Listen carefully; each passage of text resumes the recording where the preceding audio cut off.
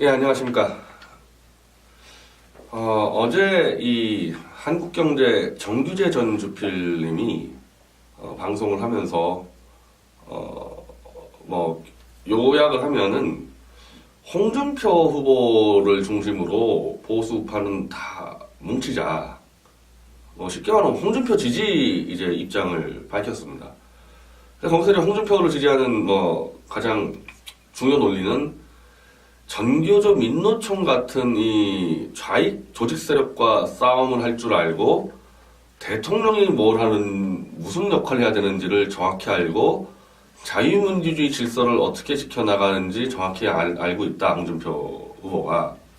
근데 저는 사실은 여기 대해서도 제가 이 논쟁을 할 거리가 많은데 저는 그런 문제는 아닌 것 같아요. 이 정규조필의 입장과 저같이 태극기 신당 조원진 후보를 지지하는 입장 차이가 홍준표의 자질 문제는 아닌 것 같습니다. 그래서 그거는 제가 논외로 하고, 정주필이 사실 굉장히 고민을 깊이 한 것 같아요. 왜냐하면 이 방송을 그냥 쭉 이어오면서 갑자기 이렇게 한 게 아니라 깊은 고민을 하고 본인 스스로도 정말 참 이 상황을 아주 참혹하게 보고 있고요. 이 보수 우파가 이렇게 괴멸되는 상황을 아주 참혹하게 보고 있고 어떻게든 살려야 된다는 그 진정성이 아주 막 구구절절 느껴지는데, 그럼 저도 마찬가지죠. 저나 정규재 조필이나 다 나라 걱정하고 나라 걱정을 기반으로 방송을 하고 글을 쓰는 사람들인데 왜 이렇게 다른 결론이 나왔을까?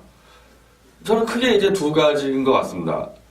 일단은 정주필이 계속 이 최근문에 박 대통령 탄핵권은 이제 덮고 가자.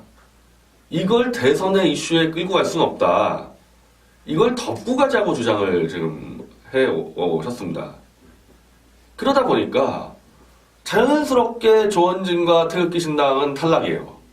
왜냐하면 우리는 박 대통령의 잘못된 탄핵을 그걸 들고 선거 치르겠다는 세력이다 보니까 탄핵을 들고 나가면 불리하다. 이걸 덮고 가자고 얘기하기 시작하면 당연히 탈락이죠. 그럼 저쪽에 홍준표가 아니라 다른 사람이 나와도 마찬가지가 되는 겁니다. 그러니까 정주필이 홍준표의 장점을 설명했지만은 홍준표가 아니라 적당한 사람이어도 사실은 그렇게 지지하게 되는 거죠. 물론 이제 유승민 같이 이제 나갔지만은 완전 좌경화, 저건 경제적으로 볼 때는 안철수보다도 좌로 나간 사람을 정주필이 지지하진 않았겠죠. 홍준표는 그런 스타일은 아니니까. 그리고 이제 또 하나의 이제 관점 차이는 친박에 대한 생각이 좀 다른 것 같아요. 지금 정규재 주필이 이 태극기 신당을 조원진이라는 친박 인사가 한가운데 들어와가지고 장악을 했다는 듯한 이제 표현을 쓰셨는데, 아마도 정주필이 태극기 신당 자체를 친박으로 보진 않을 것 같아요. 예를 들면 태극기 신당의 주역인 조원진을 뺀 사람들 봅시다. 조원진을 뺀 사람들.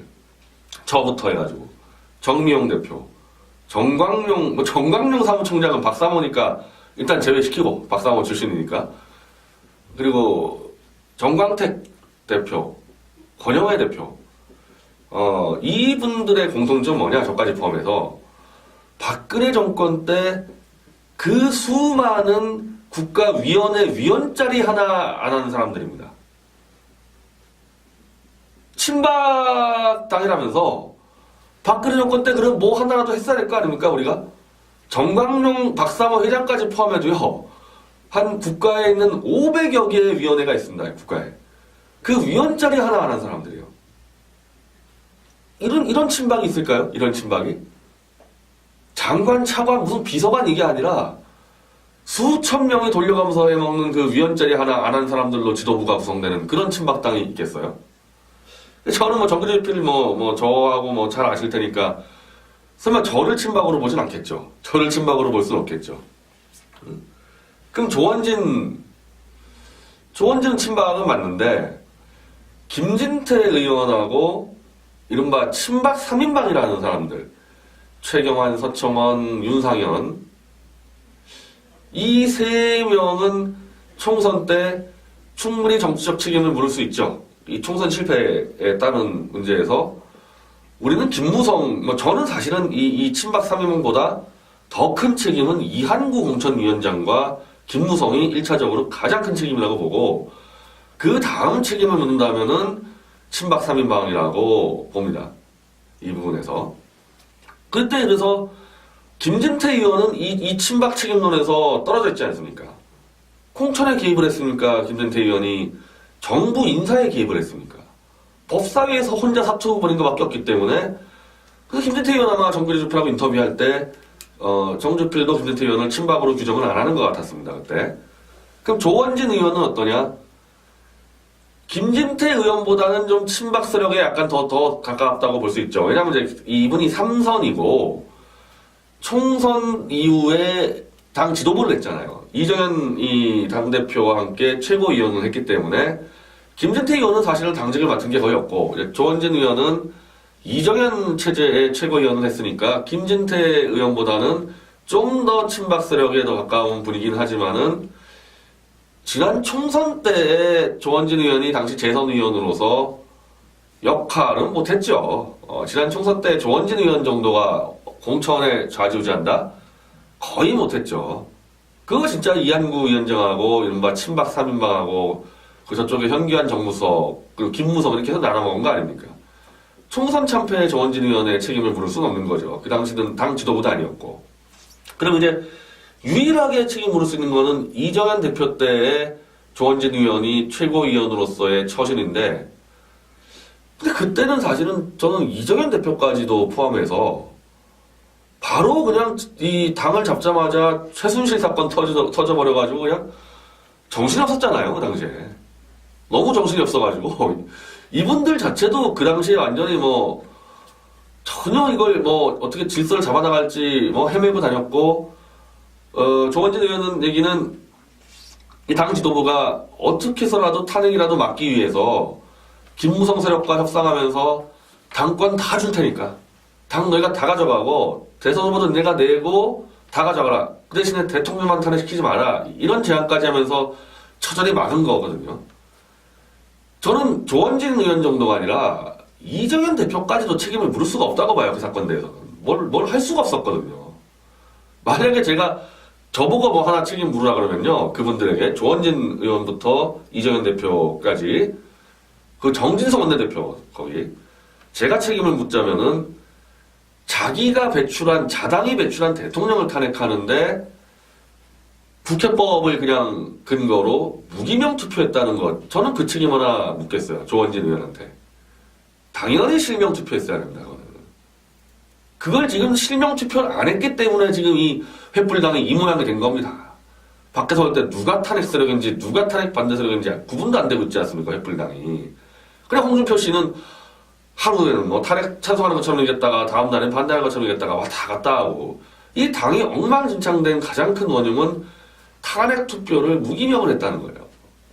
그때 이정현 대표하고 조원진 최고위원이 더 세게 기명투표해서 기명투표하면서 탄핵을 찬성한다 그러면요. 이 당시 새누리당의 당원당규에는 대통령과 함께 국정을 공동 책임지도록 돼 있습니다. 당원당규 8조에. 그럼 그 책임을 안 지겠다는 얘기잖아요. 탄핵한다는 얘기는. 실명 탄핵하라 그래서 탄핵한 사람들은 다 당에 나가 이렇게 갔었어야 되는 겁니다. 그 당시에. 나는 그거 하나 책임 묻겠다는 거죠. 조원진 의원하고 이정현 대표하고. 물론 근데 이제 그거를 결정한 것은 원내대표 정진석 원내대표니까 그것도 조원진 의원에게 직접 책임도 묻기도 그렇습니다. 사실은. 그냥 최고위원이지 투표 방식은 원내대표가 원내 의총에서 결정을 했거든요.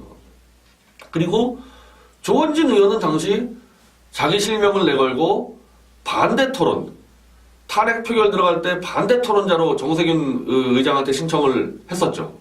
그 정세균 의장이 안 받아줘가지고 나중에 헌재 판결문에 이 오류를 또 밝혀내는데 조원진 의원이 역할을 하게 된 거 아닙니까?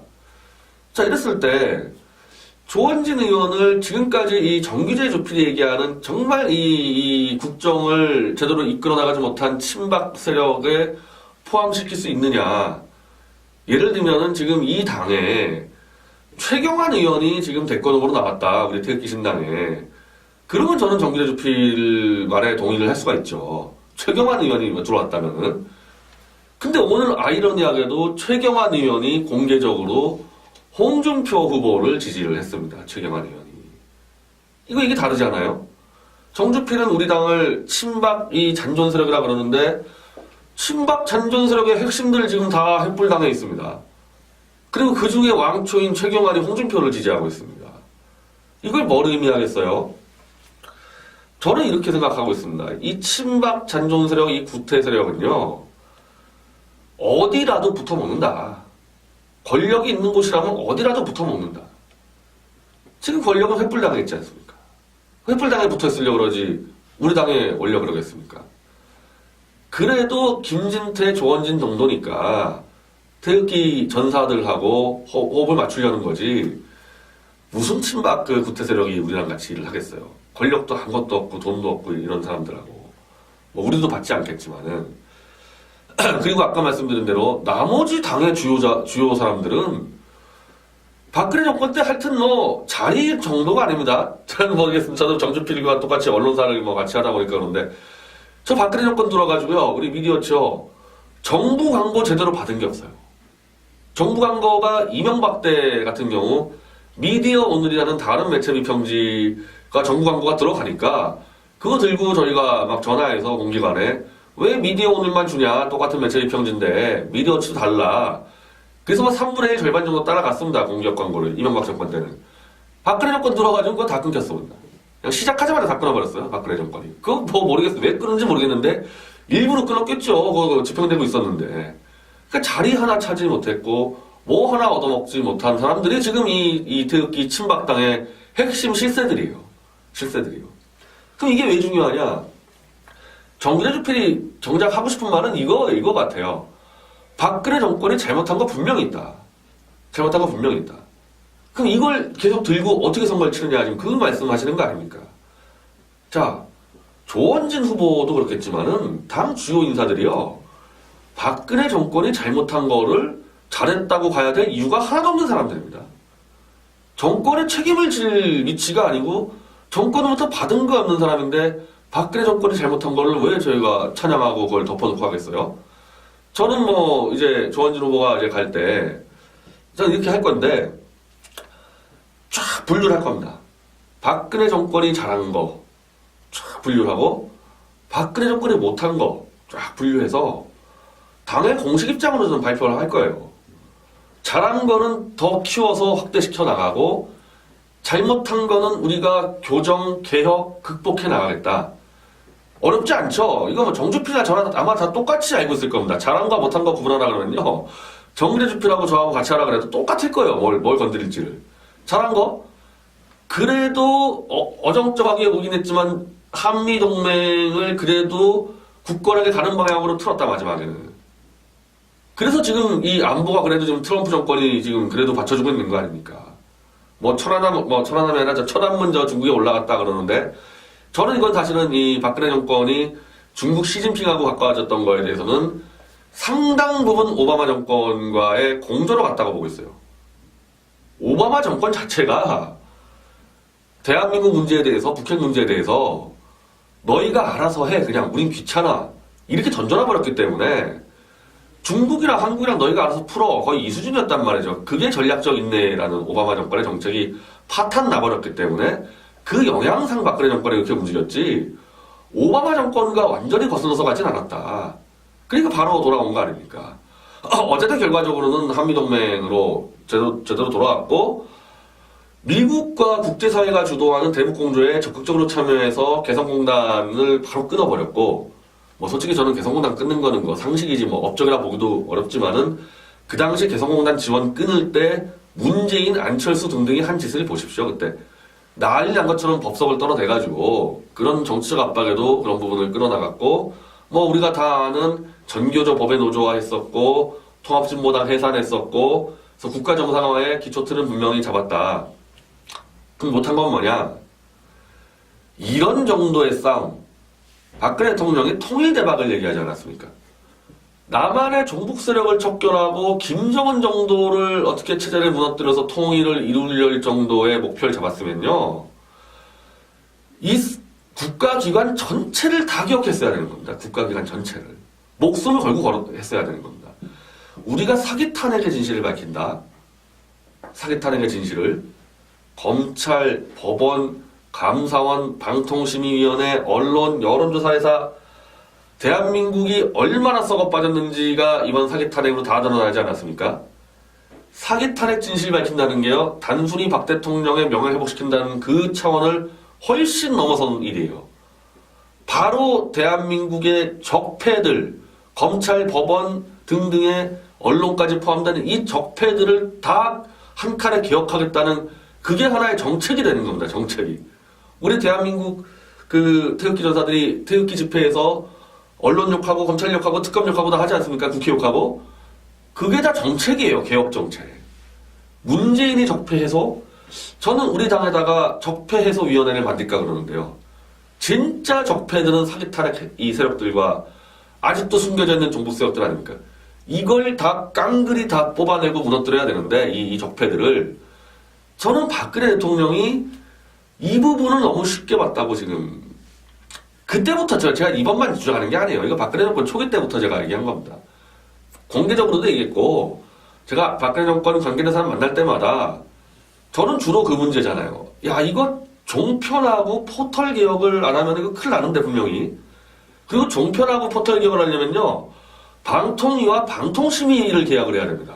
이게 개혁의 주체인데 방통위원과 방통심의위원을 멍한 사람들을 갖다가 앉혀놨으니 뭐가 되겠냐는 거죠 이게. 이 부분에 대해서 그럼 어떤 문제가 떠오르냐. 역시 박근혜 정권의 인사 문제가 심각했구나. 인사를 미션.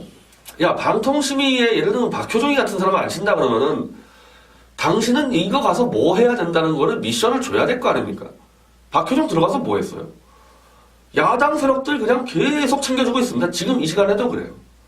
방통위원장 지금 뭐 하고 있습니까? 포털 저렇게 날뛰고 종편 날뛰는데 뭐 하고 있습니까? 이게 따지면은 박근혜 정권의 실정이죠. 그리고 인사 실패죠 이런 것들이. 이건 제가 뻔히 너무 잘 압니다. 정주필만큼도 잘 알아요. 이런 문제들을 저희는 대선에서 다 공론화시키겠다.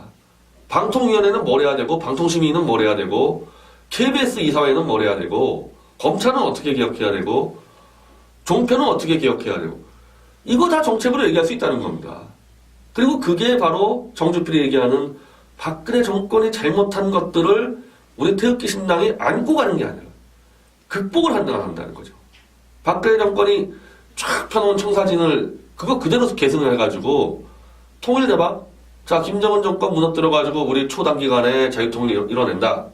목표 똑같죠 박근혜 대통령하고. 글로 가기 위한 내부 개혁은 우리가 사기 탄핵의 진실을 아는 세력으로서 박근혜 정권하고는 비교도 안 되게 더 철저하게 잘할 수 있다. 자, 이 정도면은 최소한 정비례 주필이 친박의 구태를 우리 당이 다 승계했다. 이런 주장을 하시면 안 되죠. 이런 주장을 하시면 안 되는 거고, 단지 한 가지는 아무래도 홍준표 횃불당이 우리보다 당세는 크니까 더 당선 가능성이 높지 않냐. 조원진 의원을 내보내서 또 표가 갈려서 좌로 정권 넘어가지 않느냐. 저는 그 문제면요. 우리 당한테 얘기를 할 게 아니라 횃불당과 홍준표한테 얘기를 해야 된다는 겁니다. 홍준표 지지율 5% 나오는 게 우리 때문에 5% 나옵니까? 그게? 물론 그럴 수도 있겠지만은 하도 하는 행태가 이상해서. 근데 그거는 본인 잘못이죠. 본인이 더 신뢰감 있는 지도자로서의 자세를 보였어야죠.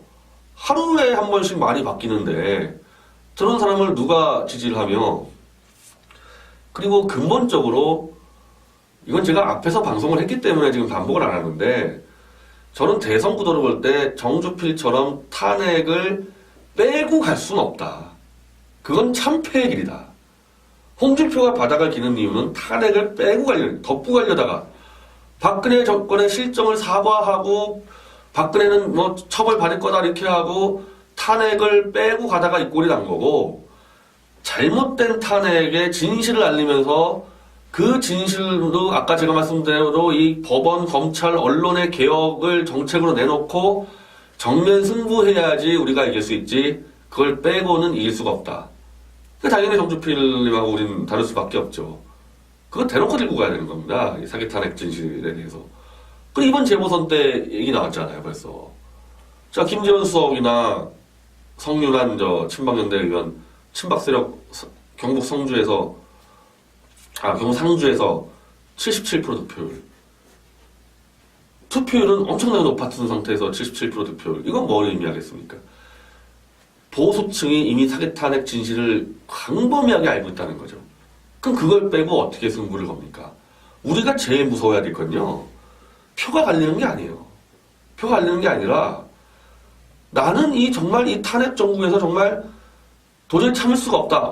언론도 엉망이고 내 입장을 대변해주는 세력도 없고 그런 상태의 국민들이 있는데 이 국민들이 나가서 찍을 사람이 없는 거예요. 이 국민들이 나가서 찍은 사람, 예를 들면 홍준표 오늘 이제 탄핵 진실 밝히겠다 그러는데 어제까지만 해도 그게 아니었거든요. 야, 탄핵은 덮고 가자. 우리가 승리하기 위해서 박근혜는 빨리 버리고 가자. 이렇게 됐을 때 투표하러 안 나왔을 때가 문제가 터지는 겁니다. 보수층이. 탄핵을 끌고 가서 잘못된 걸 처절하게 밝혀내겠다 해야지만 투표장에 나오지. 덮고 가면 투표장에 안 나와요. 분열보다 더 무서운 겁니다, 그게. 저는 이 보수 쪽의 지식인들이 그냥 대충 야, 홍준표 얼마, 조원진 얼마 이래가지고 나눠 먹으면 우리가 지겠지. 그 걱정하기 전에 국민들이, 우리 태극기 국민들이 투표장에 안 나올 걸 한번 생각해보세요. 안 나올 걸. 그거 안 나오면 어떡할 겁니까? 지난 총선 때 왜 졌어요? 지난 총선 때는 국민의당과 그러니까 안철수와 문재인이 분열됐는데 야당이 이기고 여당 왜 졌습니까? 야당 분열됐는데 투표장 안 나갔잖아요. 저도 안 나갔습니다. 투표장에. 저도 안 나갔어요. 이한구, 김무성 하는 집 보고 저당 찍었다가는 김무성이 완전 당 다 잡겠구나. 저거 큰일 났다 김무성 장. 그래서 안 나간 거 아닙니까? 우리는 투표장에 안 나가는 게 제일 무서운 겁니다. 보수층은. 그래서 저는 당분간 조원진, 홍준표 체제로 가고 저는 흐름이 이쪽으로 온다고 봅니다. 이번 재보선 결과를 볼 때 그럼 오히려 정주재 주필님이 홍준표 사퇴를 요구해 주세요. 홍준표만 사퇴하면 다 해결되는 문제를